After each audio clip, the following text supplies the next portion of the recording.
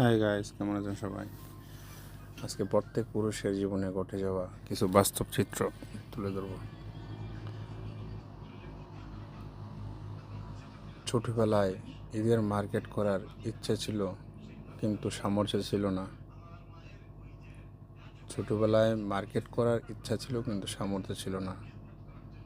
আর এখন সামর্থ্য আছে, তো মার্কেট করার ইচ্ছা হয় না। ছোটবেলার দিনগুলো ছিল অনেক সুন্দর। বড় হয়ে গেল সব কিছু এলোমেলো। তার কারণ একটাই, ফ্যামিলির পরিবারের দায়িত্ব এসে পড়েছে বড় ছেলের কাঁধে।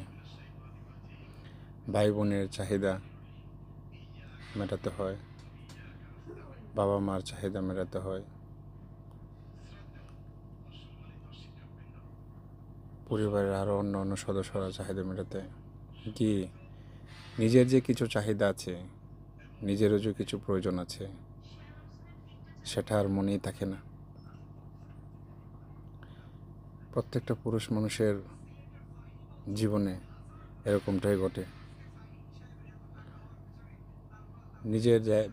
অন্যের দায়িত্ব, পরিবারের দায়িত্ব পালন করতে গিয়ে তার নিজের জীবনের যে কিছু দায়িত্ব আছে, পালন করতে হবে, ওটা তার মনেই থাকে না।